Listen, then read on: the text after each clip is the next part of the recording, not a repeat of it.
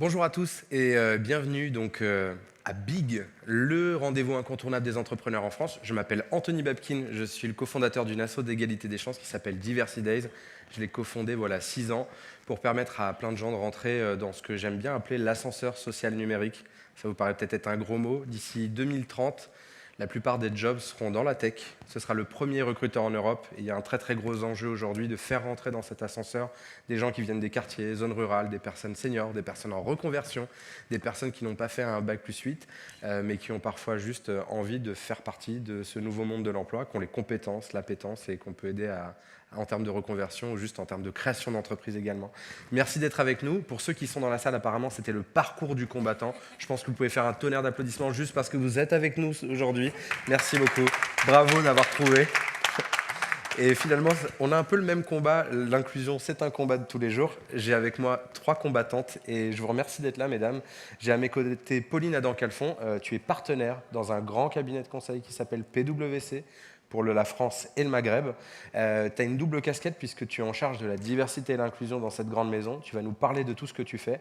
Merci aussi puisque avec Diversity Days, on a fait pas mal d'études et c'est toi qui vas planter le décor. À côté, j'ai Dominique Crochu qui fête demain son anniversaire, s'il vous plaît, un tonnerre d'applaudissements pour notre doyenne. Dominique nous prouve tous les jours qu'il n'y a pas d'âge pour créer son entreprise puisqu'elle vient de fêter ses 27 ans. C'est ça que tu m'as dit? Oui. Ou elle va fêter ses 27 ans. Ah, c'est ça. C'est elle qui fait la blague d'habitude, donc je me suis permis de la reprendre. Voilà. Cher Dominique, déjà merci pour tout ce que tu fais. Tu es la cofondatrice d'une boîte que plus personne ne peut ignorer, puisqu'elle est très centrale dans ce qu'elle fait. Elle fait de la mesure sur les questions de diversité et d'inclusion. Elle s'appelle Mixity. Et tu as une double casquette, puisque tu es aussi une experte aguerrie sur ces sujets. Voilà des années que tu te bats pour l'inclusion à la fois des femmes en entreprise, mais pas que, des minorités. Donc merci pour ça, tu vas nous en parler. Et à côté, Émilie Benayad, merci d'être avec nous. Tu as une double casquette aussi. Tu es partenaire dans un fonds d'investissement qui s'appelle Serena. Tu es aussi présidente d'une commission dans comment on appelle ça, une fédération, et qui s'appelle France Invest. Et donc aujourd'hui, qui fédère tous les grands fonds d'investissement. Et donc, tu fais avancer ces questions de diversité et d'inclusion. S'il vous plaît, un tonnerre d'applaudissements pour nos 3 panélistes. Alors, aujourd'hui, de quoi on va parler? De la théorie à la pratique. Pour moi, c'est super important parce que la théorie, elle est importante, d'accord? Ça veut dire quoi inclusion, de quoi on parle quand on parle des diversités, etc. On n'est pas là pour reprendre la théorie, on est là pour parler énormément de pratique. Comment on passe à l'action, qu'on soit un entrepreneur, qu'on soit une grande entreprise. Donc j'apprécie le fait d'avoir un fonds comme Émilie, parce que vous êtes combien, Émilie, chez Serena?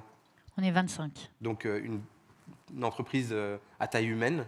À taille humaine. Et vous êtes combien chez PwC? Alors, chez PwC France et Maghreb, on est à peu près 6500 collaborateurs. Voilà. Donc, on va pouvoir parler... Moins à taille humaine. Oh, ça reste à taille humaine quand même. On est 100 000 au niveau mondial. En tout cas, ce qui est sûr, c'est qu'on va pouvoir comparer des stratégies sur ces sujets. J'aimerais bien qu'on plante le décor. Pauline, on a mené plusieurs études ensemble. Une première sur l'état de la diversité et de l'inclusion en France. Est-ce que, comme ça, spontanément, il y a des chiffres que tu aimerais partager au public ? Oui, alors peut-être 3 chiffres. Déjà, le premier qui est quand même positif, c'est qu'on a plus de 85% des salariés qui souhaitent que leur entreprise soit inclusive. Donc ça, c'est quand même une bonne nouvelle parce qu'il y a une appétence. Et pour que, justement, il y ait des actions concrètes qui soient faites, il faut qu'il y ait le ton qui vienne du haut, mais il faut aussi qu'il y ait des attentes qui soient clairement exprimées. Donc 86% des salariés qui nous disent qu'ils veulent que leur entreprise soit inclusive. Après, le deuxième chiffre, il gratte un peu plus. C'est un salarié sur 2 qui nous dit avoir été victime ou témoin, en fait, et redouté d'une discrimination. Donc ça, c'est évidemment, c'est plutôt négatif. Je continue avec un chiffre positif.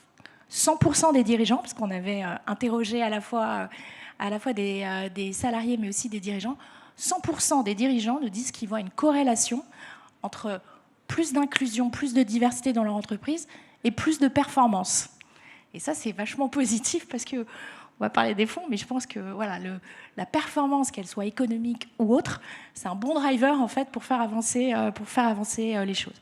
Ça, c'était la première étude qu'on avait menée, qui était du coup générale sur l'état de la diversité dans les entreprises. Puis on en a mené une seconde ensemble. Sur la mesure de la diversité en entreprise. Sur la mesure de la diversité en entreprise. On peut expliquer ce qu'est la mesure, parce que très souvent ce sujet-là revient, on ne peut pas mesurer. Bah ouais, parce que si on ne mesure pas les choses, c'est difficile, c'est comme si elles étaient invisibles. Donc quand on a envie de faire avancer les choses, il faut pouvoir mesurer. Alors nous, chez PwC, on fait du conseil, mais on fait de l'audit. Et alors c'est vraiment dans notre ADN de mesurer, de contrôler. Et on en parlera tout à l'heure, ça fait partie des critères qui ont permis de faire avancer les choses. Et je pense que Dominique, tu nous diras beaucoup de choses sur la mesure. Sur ces sujets de la mesure, il y a des chiffres de cette deuxième étude qui te restent en tête? Alors, justement, ce 100% là dont je parle, pour moi, il est très important parce que ça, c'est les dirigeants, une fois qu'ils ont regardé ce qui se passe, ils nous disent, bah oui, ça fait plus de performance. Comme on est à Big, on est aussi sur la tech, je voulais parler de l'étude sur les startups aussi. Parce qu'on a interrogé aussi, parce qu'on a vu que, comme tu dis, le premier employeur, ça va être la tech. Qu'est-ce qui se passe dans les startups? Et là, on a vu que il y a quand même un espèce de paradoxe, un dilemme. On a 80% des salariés, à peu près 81, je crois, de mémoire, qu'on avait interrogés, qui nous disaient qu'ils avaient une image positive des startups.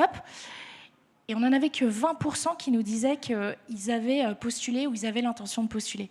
Parce qu'en fait, ils nous disent, c'est pas pour moi. En fait, moi, j'ai pas fait les grandes écoles, j'ai pas fait le bon parcours. Ou j'ai plus l'âge. Ou j'ai plus l'âge. Les deux. Alors ça, c'est aussi un truc très important. On a souvent en tête plusieurs critères de discrimination et c'est ce qu'on avait vu. Le premier critère de discrimination, c'est l'âge.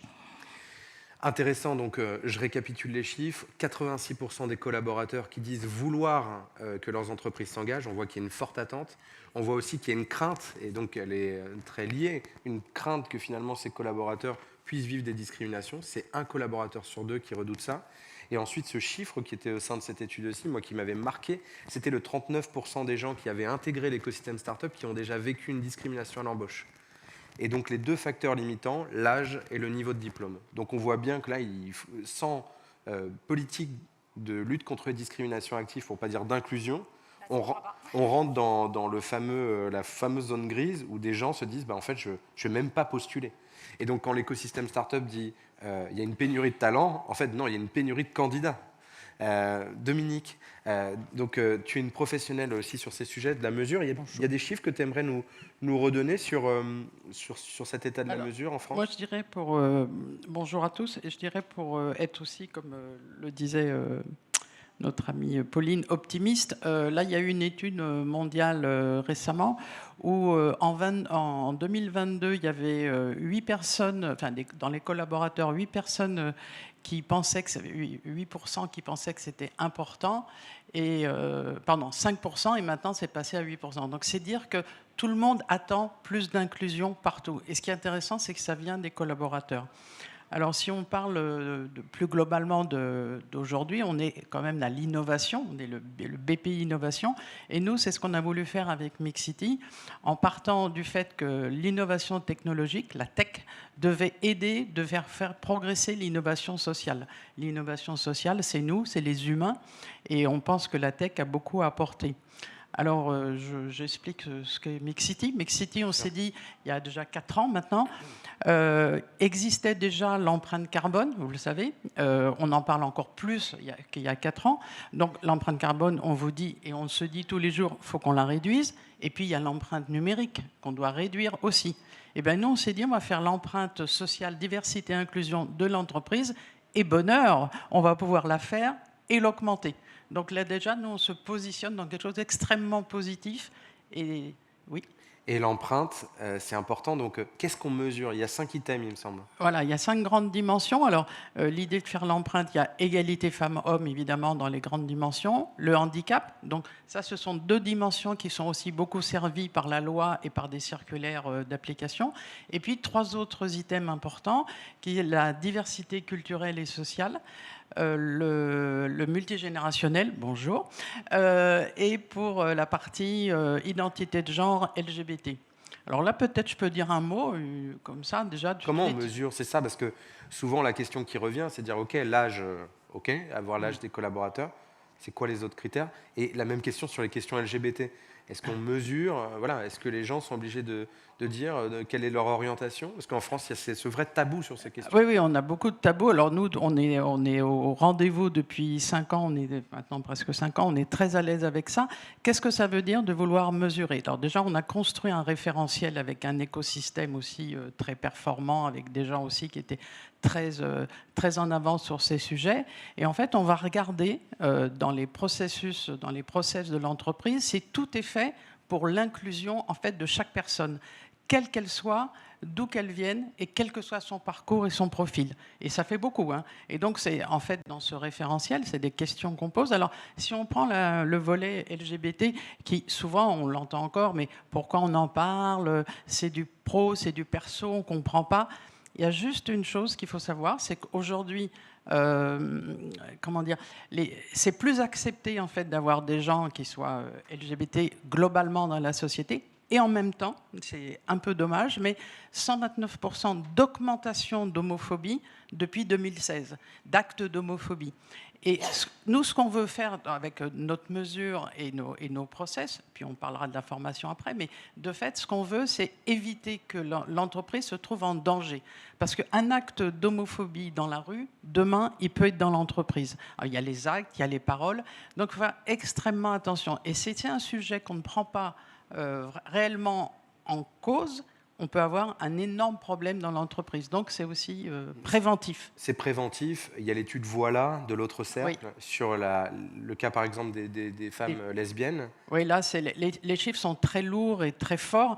Quand même, 53% des femmes lesbiennes ont subi ou des agressions, je parle sur le lieu de travail, hein, ou des agressions ou des discriminations très fortes. Et pour vous dire, ça a entraîné quand même à peu près 40% des personnes qui ont quitté leur poste.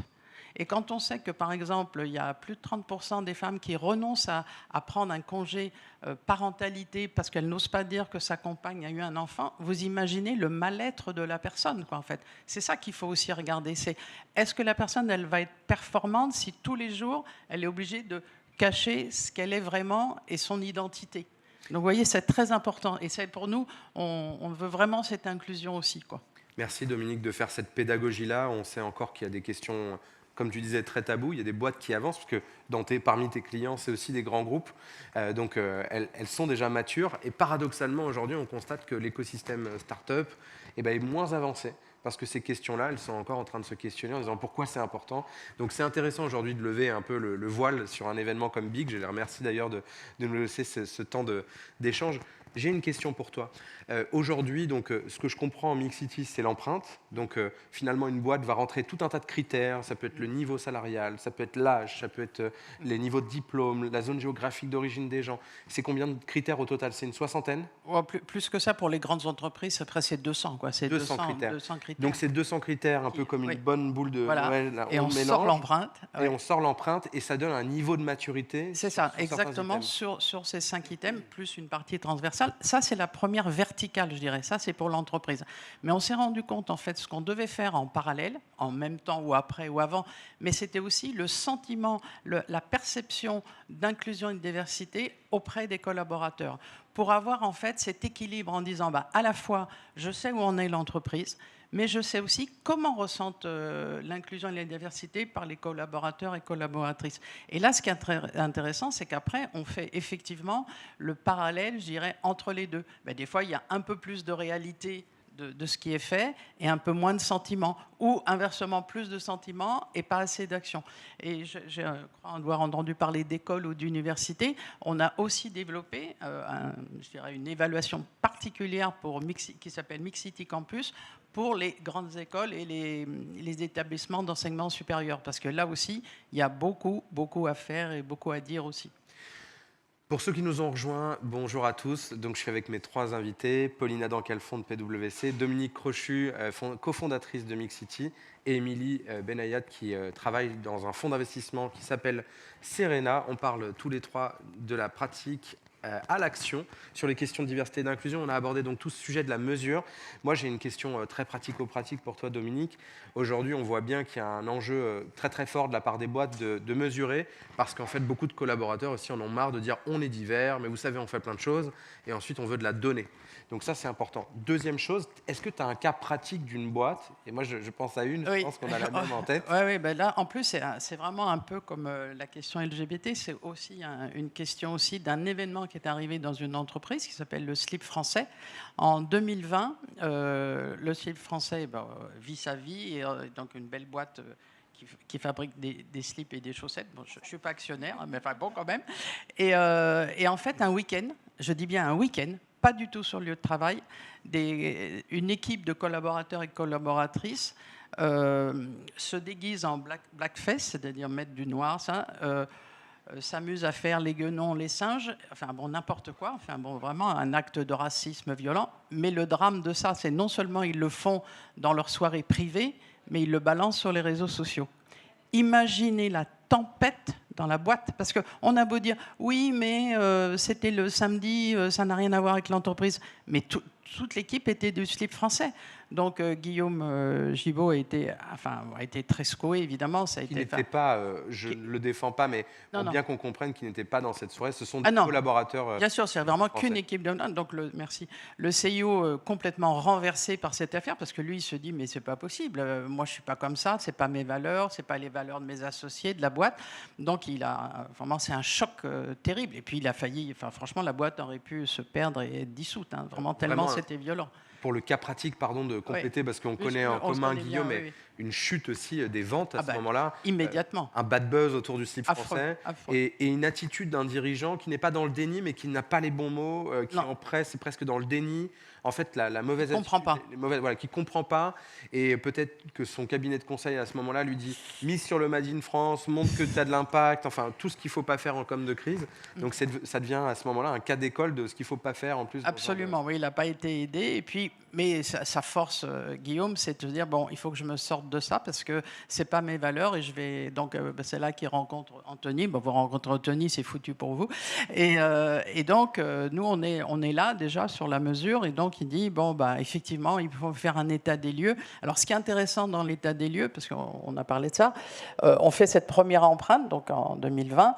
Donc, il a 45% d'un score, mais qui est à améliorer. Donc, nous, on estime qu'une entreprise, elle est mature autour de 75%. Mais en fait, ce qu'on se rend compte, c'est qu'il n'avait pas il n'avait pas processé ses actions. Donc, c'est normal, en fait, d'avoir ça. On parle bien toujours sur les différents critères dont on a parlé tout à l'heure. Sur les questions égalité femmes-hommes, il n'est pas bon. Non. Sur les questions handicap, sociale, pareil. Voilà. Handicap, pareil. En fait, on voit que finalement, attention, on ne dit pas qu'il y a une... Non, voilà, il n'y a pas de volonté. C'est juste, il ne sait pas. Il l'a pas fait, il le sait pas. Voilà. Et ça, c'est intéressant aussi d'accepter aussi que les gens ne savent pas. Et donc, on fait cette première empreinte à 45%. Donc, nous, on fait aussi des recommandations, on refixe des objectifs, parce que l'intérêt, c'est nous, on dit un état des lieux, cette empreinte, elle est là, et on va vous emmener plus loin. Enfin, on l'espère toujours, et ça se produit. Et un an après, il est passé à 61%. Donc, c'est-à-dire qu'en faisant un minimum de choses normales de l'entreprise, il a complètement, puis il a renversé tout, je dirais, dans l'entreprise pour ça. Donc c'est extrêmement encourageant. Donc moi je dis toujours, la mesure, c'est le tremplin du progrès. Mesurez, vous allez progresser. Mesurer, il y a aussi, tu le dis là, la capacité du dirigeant à re-questionner son entreprise, à se dire je veux en faire quelque chose de central. Et souvent, les gens, moi, me disent souvent, mais c'est une question RH. Je dis non, c'est une question de culture managériale, de culture d'entreprise, et de vouloir vraiment le mettre au centre. Et c'est une excellente transition pour toi, Émilie. Tu voulais peut-être finir? Juste te dire, non, tu as raison, c'est le CIO, le président, le directeur général, le COMEX, appelons ça comme on veut, mais c'est la tête qui doit lancer la stratégie. À toi. Émilie, j'espère que tu vas bien. On va être complet à la fin de cette séquence. Je ne sais pas si vous vous rendez compte de ce qui se passe ici.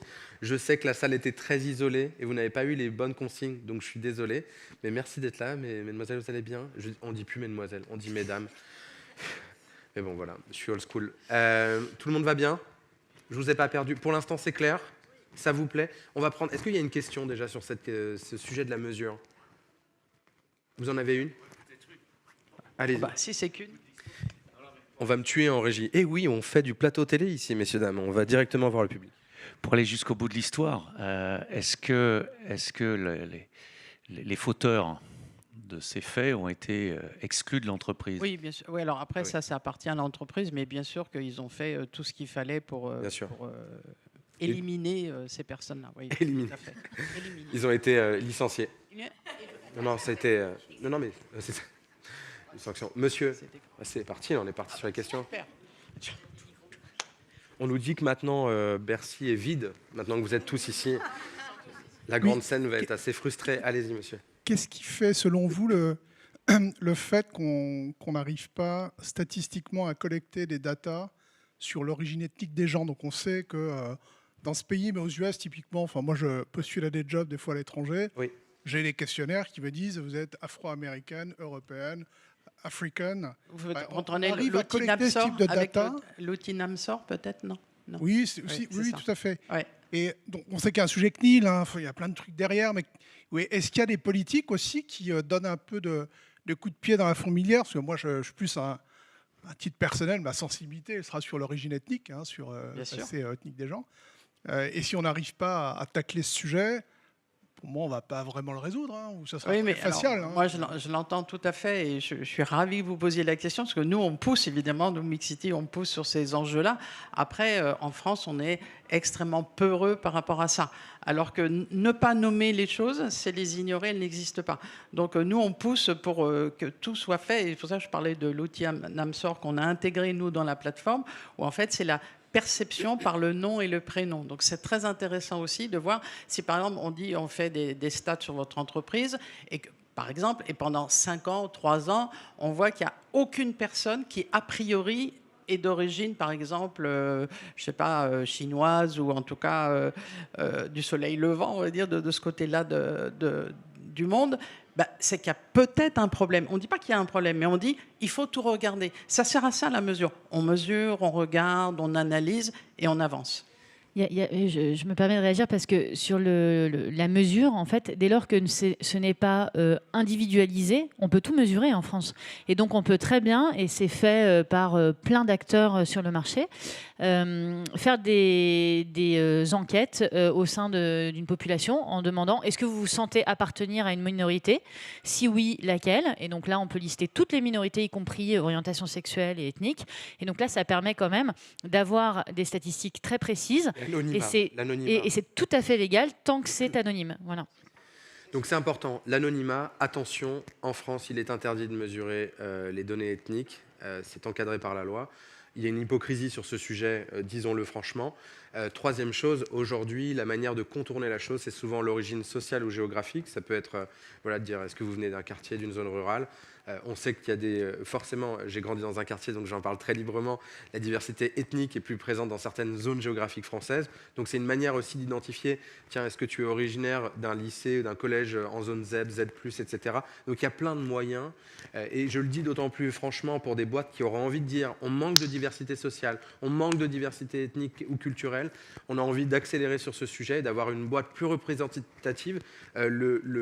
L'ARCOM a mesuré par exemple le nombre de personnes non blanches à la télé. Donc il y a plein de manières d'aborder le sujet. Et donc souvent, quand on parle de ces sujets de mesure, c'est un sujet très crispatoire parce que c'est finalement culturel et français. En revanche, il y a plein de manières de le faire, intelligibles, légales, et qui peuvent permettre de faire avancer votre boîte. Chère Émilie, c'est un sujet qui te concerne directement. C'est la période des rhumes, vous foutez pas de moi, parce que le Covid est de retour, et vous allez aussi trinquer. Ouais. Je fais une petite page pub d'Olirum. Incroyable. J'en ai mangé 6 là sur les 3 derniers jours. C'est incroyable. Je vais presque mieux. Chère Émilie, et c'est de l'humour. Hein. Je sais que je suis pas très drôle ce matin, mais du coup voilà, je vous le dis parce qu'il n'y a pas de sponsor officiel. Chère Émilie, tu as eu toi aussi ton déclic en 2020 dans ton entreprise. On le rappelle, tu es dans un fonds d'investissement qui s'appelle Serena. Tu fais un peu un état des lieux autour de ce sujet de l'égalité salariale. Et là. Alors tout à fait. Pour expliquer un fonds d'investissement, donc c'est une toute petite structure, je le disais tout à l'heure, on est 25 personnes, donc finalement l'impact qu'on peut avoir sur 25 personnes, il est relativement faible, mais en fait on a un impact sur un deuxième niveau beaucoup plus important, parce que le propre d'un fonds d'investissement, c'est d'investir dans des entreprises. On a une 60aine d'entreprises dans lesquelles on a investi, dans lesquelles on est au capital, sur lesquelles on a non seulement une opportunité d'influence, mais même un devoir, une responsabilité de les faire avancer sur ces sujets-là. Et donc, effectivement, mon déclic, c'est 2020. Je fais une étude salariale, c'est quelque chose que je fais chaque année pour leur permettre je recense les salaires dans les différentes entreprises dans lesquelles on a investi, pour regarder finalement, pour leur fournir un benchmark et qu'ils puissent se positionner en disant est-ce que moi je paye mieux que le marché, moins bien que le marché, etc. Je fais cet exercice et je me dis tiens, je vais regarder quand même sous l'angle de la parité et de l'égalité homme-femme, m'attendant de trouver absolument aucun écart. Et donc, quelle ne fut pas ma surprise en voyant qu'en fait, là où je m'attendais à ce qu'il n'y ait pas de sujet, je me rends compte qu'il y a un sujet. Et donc, je creuse. Alors, des fois, les écarts sont expliqués, ils sont rationnels, il n'y a pas de problème. Et des fois, les écarts ne sont pas expliqués. Et On parle de quel type d'écart pour avoir un ordre d'idée? Des écarts, c'est des fois une différence qui peut aller jusqu'à 20%, un poste équivalent, responsabilité équivalente. Et donc là, pour moi, c'est une espèce de décharge électrique où je me dis, mais je pense que je suis naïve. Je pense que je ne suis pas lucide sur le niveau de maturité sur ces sujets-là. Ça me donne envie de creuser. Donc là, je mène une étude à l'échelle de Serena, à l'échelle des entreprises du portefeuille de Serena. Donc ça représente quand même 6000 personnes, c'est un joli échantillon. Et je regarde même sur l'écosystème des startups. Et donc là, je me rends compte qu'en fait, on est très, très, très loin, quoi. Qu'on est encore au tout début du chemin. C'est quoi ta démarche à ce moment-là? Est-ce que tu as un réflexe? C'est de dire, bon, ça va pas. Rappelons-le, aujourd'hui en France, à compétence égale, une femme est en moyenne payée entre 20 et 25% de moins. Donc on dit souvent, il y a un jour symbolique de l'année où en fait, au mois de novembre, où les femmes débrayent. Donc je pense que il faut vous soyez plus nombreuses à symboliquement tenir ce jour. L'écart est en train de se réduire, mais à ce moment-là, c'est quoi ta démarche? Ma démarche, c'est déjà de faire prendre conscience. Donc en fait, ce qui est intéressant, c'est que ça part d'une démarche individuelle. Et là, je me dis, en fait, ça peut pas être une démarche individuelle. Ça doit être une démarche dont on se saisit tous au sein de Serena et sur lequel et qui devient du coup quelque chose, un combat collectif qu'on va mener. D'abord au sein de Serena, parce qu'on sera absolument inaudible auprès des entreprises dans lesquelles on investit si nous-mêmes, on n'est pas exemplaires, ou en tout cas sur le chemin de la progression. Et ensuite, du coup, c'est un combat qu'on doit mener avec les startups dans lesquelles on investit. Donc, mobilisation de l'ensemble de Serena. Une fois qu'on a l'état des lieux, on se fixe des objectifs.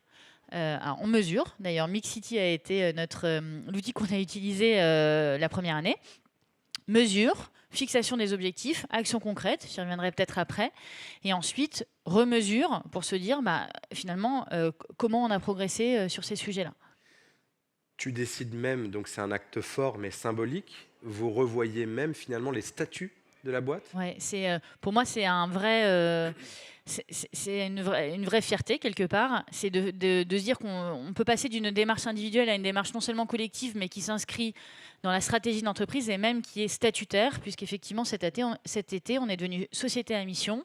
Ça veut dire qu'on prend des engagements qui sont dans nos statuts d'entreprise, qui œuvrent pour un certain nombre de points. Et deux de nos 5 engagements sont en faveur de l'égalité des chances et de la diversité et l'inclusion. Magnifique. Une à l'échelle de Serena et une à l'échelle de des startups dans lesquelles on investit, parce que là encore, c'est là où on a le plus d'impact. Alors, je ne dis pas que je suis la bonne caution, mais en tant qu'associatif, je vois le rôle que tu joues dans ton entreprise, l'énergie que tu y mets pour faire en sorte que ça fonctionne, que ce soit coercitif, que ce soit ressenti aussi.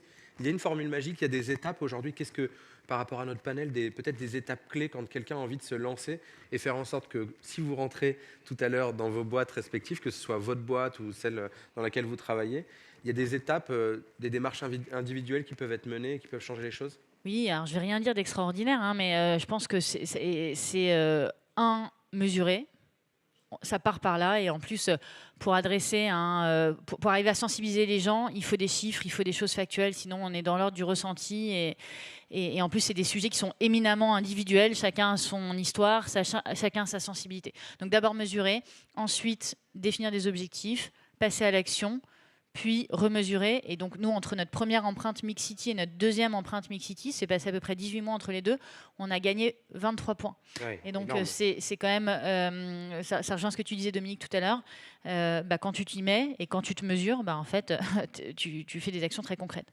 C'est quoi les défis qui te restent? Parce que là, on a entendu pas mal sur le genre.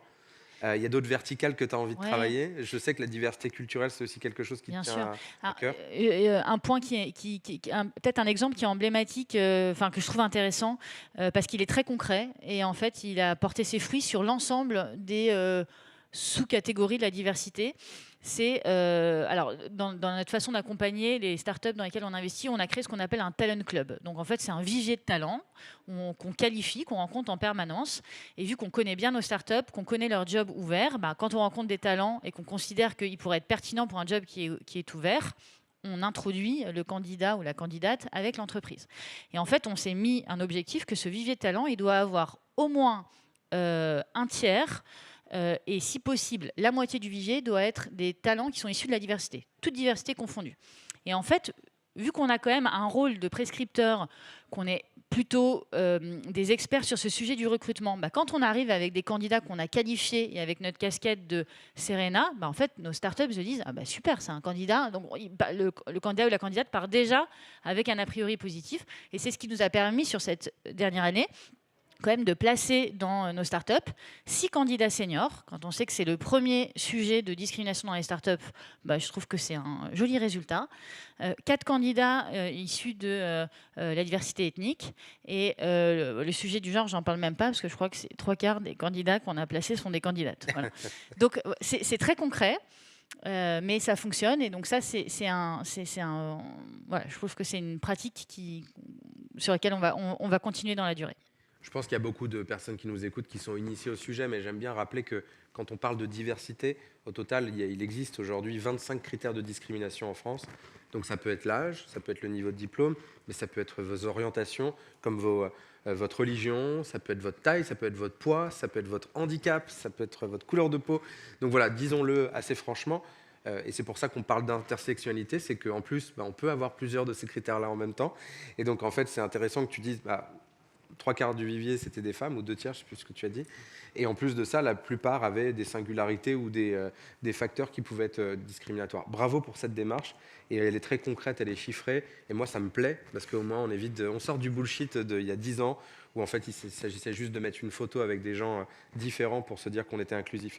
Chère Pauline, comment tu réagis? Tu voulais... Ouais, Pardon. je vais juste peut-être dire un tout petit mot, parce qu'après, je dois partir un petit peu en avant, Oui. et dire un tout petit mot, parce que je n'ai pas complètement répondu à ta question. Tu disais quels étaient encore les challenges ou les difficultés. Et c'est vrai que ça, c'est un succès, mais bon, tout n'est pas un succès dans la vie, malheureusement. Et parfois, on arrive encore à buter sur un certain nombre de choses. Et notamment, c'est quelque chose qu'on a expérimenté chez Serena. Alors, on a beaucoup progressé à l'intérieur de Serena sur notre diversité d'équipe. On est passé de une partenaire quand je suis arrivée chez Serena à 4 partenaires femmes. On est passé de à peine un tiers de femmes dans l'entreprise à 43% de femmes aujourd'hui. Parmi nos derniers recrutements, on a une personne qui vient du Sénégal, une Mauricienne, une personne qui vient de Tahiti. Donc c'est sympa aussi de travailler sur ce volet-là. Mais par contre, des fois, on a des échecs. Et là, notamment, on a eu un échec assez récemment. Sur un recrutement senior où on avait vraiment envie de recruter une femme pour continuer à rééquilibrer au niveau du partnership la mixité. Et en fait, on s'y est pris trop tard. On était un peu contraint par le temps et on le sait. Mais ça ne nous a pas empêché de faire l'erreur que quand on s'y prend trop tard, on diminue très significativement nos chances de réussir à recruter une femme. Et donc voilà, c'est vraiment un learning. Un apprentissage, excusez-moi pour l'anglicisme, important, qui est de se dire, si on veut se donner la chance de recruter de façon inclusive, il ne faut jamais le faire dans l'urgence. Excellent, une démarche long terme. Dernière question, parce que tu nous quitteras à 10h50, et merci aussi d'avoir été sur ce panel. Je te laisse une page pub sur un mouvement dans lequel tu es engagé et qui est en faveur de faire avancer l'écosystème startup. C'est le meilleur moment sans doute pour en parler, pour tous ceux qui sont dans l'entrepreneuriat. Ça s'appelle Take Your Place. Ouais, Take Your Place, mouvement initié par Anthony et dans lequel je Par suis. Diversity Days et la Fondation Mosaïque. Oui, Parce que je c'est ne veux vrai. pas trop le Tu personnifier. personnifies, ouais. Bon, tu l'incarnes très bien. En partie. Mais effectivement, Diversity Days et la Fondation Mosaïque, c'est un mouvement qui vise à encourager et avoir plus de diversité dans l'univers de la tech. C'est un mouvement qui a démarré plutôt avec des startups et finalement où Anthony notamment s'est dit en embarquant aussi des fonds d'investissement dans ce mouvement-là, on aura probablement un effet boule de neige plus important. Donc, Serena a été le premier fonds qui a rejoint Take Your Place. Il y en a 15 maintenant. On a 15 fonds. Grâce aussi à ton engagement. Voilà, on a été 3 fonds à se mobiliser pour aller chercher d'autres fonds. Moi, à me mobiliser évidemment aussi pour aller chercher des entreprises dans lesquelles on investit. On en a maintenant entre 5 et 10 qui sont adhérentes de Take Your Place. Et c'est un mouvement très, très simple, très pragmatique, qui aide très concrètement une entreprise qui commence de zéro et qui dit « moi j'ai envie de me lancer dans ces démarches d'inclusion et diversité, mais je ne sais même pas par quel bout commencer ». C'est quelque part un espèce de package tout en un où on a accès à un outil de mesure à travers Mixity, à une aide du coup à la construction de sa roadmap, à un vivier de talents issus de la diversité pour recruter différemment, et à de la formation, de la sensibilisation avec des experts et des intervenants de très haut niveau qui permettent de éduquer, sensibiliser au fur et à mesure du temps, plus des rencontres entre membres. Et donc vraiment, pour moi, c'est l'outil parfait pour une entreprise qui démarre sur le sujet et qui a envie d'être accompagnée de façon très pragmatique et très simple. Magnifique. Chère Pauline, est-ce que tu veux réagir sur... Je t'en prie, vas-y Émilie, merci. On continue et Émilie Benayad, on remettra peut-être sur les visuels pour ceux qui voudraient te poser des questions et te suivre sur LinkedIn pour poursuivre l'échange. Chère Pauline, comment tu réagis par rapport à ces sujets de stratégie? Parce que là, on a parlé d'une entreprise de 25 personnes. Comment on fait quand on est 6500? Est-ce que c'est les mêmes démarches? En fait, il y a des démarches dont on a beaucoup parlé qui sont complètement similaires. Donc la première, la mesure. Nous, on est donc PwC, on est donc 6500 à l'échelle France et Maghreb. On a défini l'inclusion des diversités comme un axe stratégique et d'ailleurs quelque chose d'assez fort. Notre président, quand il a constitué son équipe dirigeante, a décidé que le sujet de l'inclusion et de la diversité, tu en parlais Dominique, en fait il serait traité au niveau de l'équipe dirigeante. Et donc la monde. Alors, monde, c'est au niveau, effectivement, ça fait partie des piliers stratégiques, mais on est un réseau de firmes, donc chaque firme est indépendante dans sa gestion. Donc et c'est venu de tout là-haut, c'est ça qui est important aussi. Alors, c'est devenu tout là-haut, mais ce que notre président Patrice Moreau, au niveau France et Maghreb, a décidé de faire, c'est dans son comité de direction, avoir en fait le sujet de l'inclusion et de diversité qui soit porté, et donc c'est le sujet que je porte. Et ça, chaque firme est indépendant dans son choix de la constitution de son comité de direction. Ça, c'est quelque chose de fort, parce que ça, c'est le tone at the top. La deuxième chose, donc, quand ça vient d'en haut, en fait, ça permet d'infuser. Parce que, comme on disait en introduction, il y a une appétence de la part des collaborateurs. Si ce n'est pas incarné et si ce n'est pas piloté, et donc piloter, ça veut dire mesurer. Donc nous, on a toute une batterie d'indicateurs. On suit depuis des années, et je veux répondre aussi à votre question, en fait, on suit depuis des années divers critères. Soit des critères objectifs dans le respect, bien entendu, de la loi, et on peut suivre plein de choses, comme tu le disais, donc je ne vais pas paraphraser. On suit aussi, on fait des baromètres, en fait, extrêmement précis, sur lesquels, d'ailleurs, la performance en fait, des dirigeants est évaluée. Donc on n'est pas évalué uniquement sur la performance économique, on est aussi évalué sur ces indicateurs-là. Donc on fait des baromètres chaque année. Et on a un baromètre aussi spécifique sur l'inclusion. On suit des questions. Et le fait de le suivre, je souscris complètement, le fait de suivre chaque année, ça permet en fait de mesurer. On fait aussi, par exemple, tu parlais de l'autre cercle. On est partenaire de l'autre cercle, donc sur le sujet de la discrimination en fonction des orientations sexuelles. On a participé donc, à une étude qui a été faite en collaboration avec l'IFOP qui nous permet de mesurer le sentiment de discrimination et on peut poser des tas de questions. Et c'est très important parce que ça permet de faire des choses et de récupérer des verbatims. Donc, le tone at the top, ça c'est important, la mesure, la visibilité, c'est pas que les chiffres, c'est aussi l'incarnation. Et donc, moi, je voulais juste réagir. Émilie, tout à l'heure, parlait d'une démarche individuelle vers une démarche collective. Je voulais dire aussi que le corollaire est possible aussi. Nous, ça fait partie de notre stratégie, donc c'est une démarche collective. Mais je peux vous dire que toutes les actions qu'on met en place, on fait beaucoup de pédagogie, on mesure tout, on processe tout aussi. Ça, c'est important. Ce n'est pas juste des intentions. On processe. Quand on fait des comités d'évaluation, on vérifie les salaires. Voilà. Quand on fait on est partenaire par exemple de Jamais sans elle, on fait en sorte d'être dans des panels qui soient mixtes, dans le recrutement, dans plein de choses. On processe tout. Ben, je peux vous dire aussi qu'il y a le déclic inverse, c'est qu'une démarche collective, ça peut changer des comportements individuels. Et moi, j'ai vu, tu le disais tout à l'heure, des associés qui me disaient non mais je comprends pas, enfin votre truc là, enfin c'est pas notre business, ça c'est la sphère personnelle, je ne comprends pas. Avec toutes les actions qu'on a mises en place, les sensibilisations, les formations, les actions concrètes, eh bien moi j'ai des personnes qui étaient vraiment très très sceptiques sur ce volet-là, qui sont aujourd'hui les meilleurs ambassadeurs au sein de l'entreprise. Donc l'individuel peut influer le collectif peut influer l'individuel. J'ai envie de terminer sur cette note positive, quoi. C'est positif, et ce sujet des représentations très important aussi. On en a peu parlé, mais montrer des gens différents qui réussissent dans l'entreprise, ça peut paraître être de la com, mais le poids des représentations, aujourd'hui, quand par exemple certains membres d'un COMEX parlent librement de leurs orientations, de leurs origines, etc., ça peut aider plein d'autres à se dire « Ok, moi aussi je peux grandir dans l'entreprise ». Chers amis, il va rester 10 minutes. Je veux que des questions puissent être posées. C'est la deuxième option. Vous aussi. Sinon, on va me traiter de faire du mansplaining, là. Attendez. Est-ce qu'il y a des questions, mesdames? Voilà. Vous voyez, finalement.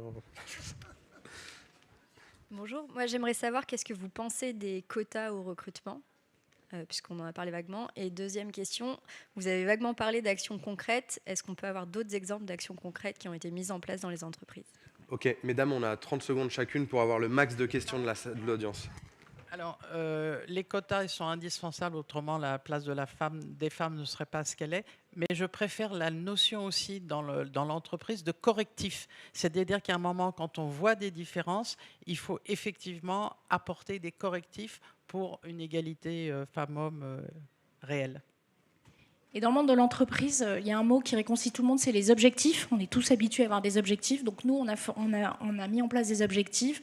Cette année, dans la tech, parce qu'on a une très grosse composante tech chez PwC, on a recruté par exemple 48% des recrutements qu'on a fait, c'est des femmes. Et donc, en mettant en place des objectifs, on voit que derrière, ça suit parce qu'il y a des viviers derrière. Est-ce que le travail de mesure que vous avez fait, que vous faites au quotidien, il se fait par catégorie professionnelle, par niveau hiérarchique? Excellente question, merci. En fait, on a aussi par taille d'entreprise, évidemment, qu'on n'a pas les mêmes choses pour une entreprise de 15 000 personnes que 25. Évidemment, c'est adapté. Et on a effectivement des secteurs très représentés comme la finance, ce qui est la banque, assurance. Et par exemple, c'est un secteur qui est très, très représenté. Mais évidemment qu'on regarde le secteur aussi. Mais après, je dirais, alors on a 150 clients aujourd'hui, on n'a pas encore assez de masse pour dire chaque secteur. Mais on fait un benchmark quand même de l'ensemble des entreprises évaluées sur la plateforme où vous savez, vous vous situez, par exemple, sur les 150, si quand vous avez 25%, si vous êtes à 38 sur un domaine. Donc oui, il y a quand même ce benchmark, bien sûr, qui est fait. Peut-être juste un mot, dire que Mixity apporte aussi, c'est un acteur neutre et indépendant qui apporte aussi cette notion de transparence. C'est très important. Il faut qu'on enchaîne sur les questions. Je voulais juste rajouter un point quand même. Anthony, il va me tuer juste après.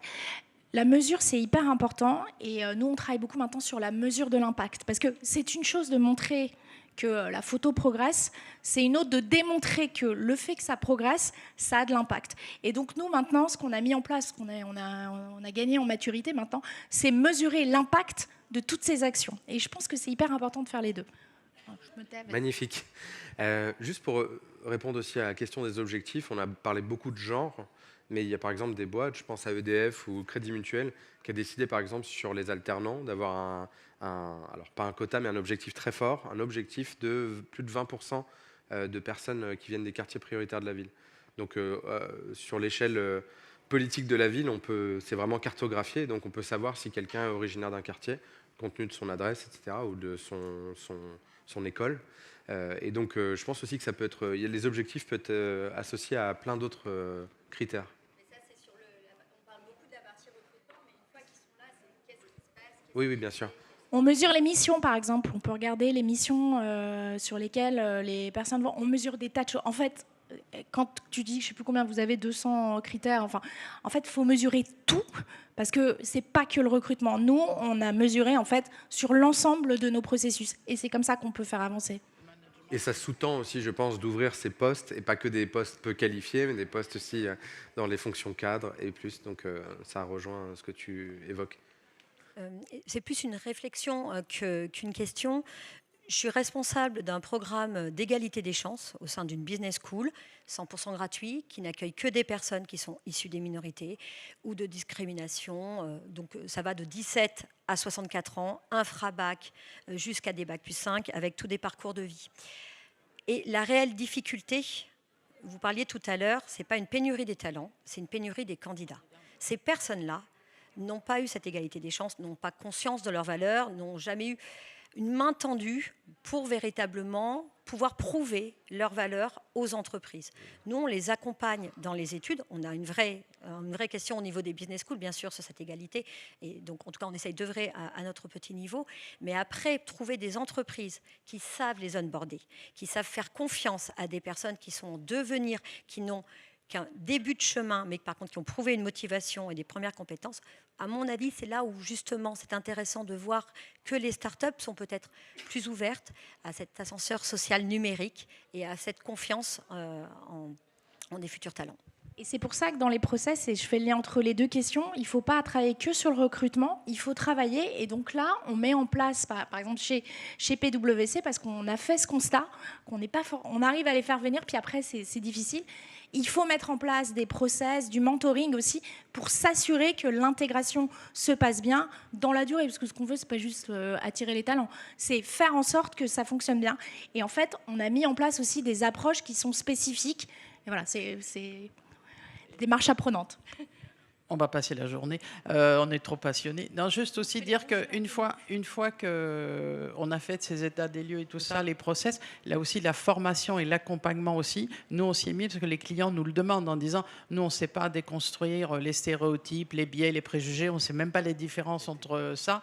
Donc là aussi, il y a beaucoup de travail d'accompagnement, de sensibilisation. Il y a la formation, on ressort avec des compétences, mais déjà, la sensibilisation de masse, c'est très important. Donc ça aussi... il y a aussi des sujets de formation aussi.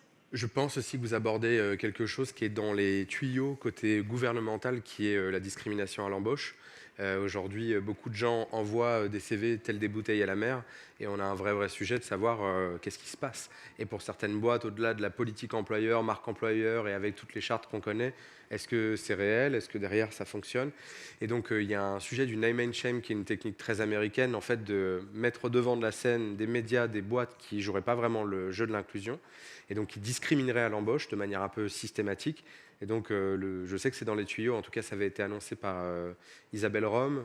Je crois que c'est un des sujets portés par la Première ministre ou le Président en direct. Et donc, ce sujet-là, de dire il va y avoir des testings, des campagnes de testing nationales qui vont être menées. Et celles qui discrimineront seront rappelées à l'ordre avec une espèce de liste de choses correctives. Et si elles ne le transforment pas dans le temps imparti, et qu'il y a toujours ce problème-là, leur nom sera un peu jeté publiquement. Ce qui est intéressant, parce que finalement, cette pression, elle vient aussi du rapport que les boîtes ont à leur propre image, à leur business. Donc, jouer ce nouveau rapport de force, il est intéressant sur nos sujets de lutte contre les discriminations. De dire, si finalement vous mentez, ou si vous n'êtes pas vraiment digne de vos engagements, on va le faire savoir. Qu'est-ce que vous pensez de la discrimination positive ? Moi, je trouve sur la parité homme-femme, Je trouve que le monde et la France avancent plutôt bien. Il faut accélérer, il faut aller bien plus vite. Les femmes se sont emparées de ce sujet, mais sur d'autres éléments de discrimination, c'est une pratique qu'on retrouve à l'étranger. Pour moi, c'est un accélérateur quand les gens hésitent, quand l'entreprise a un peu de difficulté à prendre ce type de décision. Donc voilà, c'est plus un avis de votre part. Je l'ai évoqué tout à l'heure, les quotas ont été indispensables et le sont toujours, parce qu'on voit bien que quand même la première décision sur l'égalité salariale, c'était en 72. Bon, il y a juste 50 ans, et on n'y est toujours pas, parce qu'on parle de 20% de différence. Donc c'est pour ça que moi j'aime mieux, plutôt que la discrimination positive, ce qui induit quand même quelque chose de différent, je préfère la notion de correctif, ça veut dire, ça c'est fini là, ça veut dire qu'on rattrape ce qui n'a pas été fait. Je trouve que c'est plus intéressant la notion de correctif que de discrimination positive qui entraîne quand même aussi une suspicion quelque part. Donc je préfère le correctif parce qu'il il peut être prouvé par des chiffres aussi. Désolé pour maintenant que vous êtes tous malentendants. Dites-moi, est-ce que vous avez d'autres questions? En vrai, c'était tellement clair, je pense qu'on peut les applaudir, hein, le binôme. On a encore quelques minutes ici, si pour certains vous souhaitez échanger. Je vous remercie de votre attention, de votre temps, de vos questions. Et puis, meilleur conseil que je puisse vous donner, lancez-vous.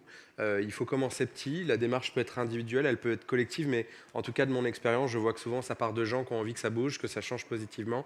Et après, il y a quand même beaucoup de choses maintenant en ligne. Je refais un coup de promo pour Tech Your Place, qui s'écrit tech comme le mot tech, T-E-C-H Your Place. Et voilà, donc on a des rendez-vous publics, Diversity Days aussi, donc voilà. Bon salon à tous, profitez bien, prenez plein d'énergie et revenez-nous avec énormément de force. À bientôt.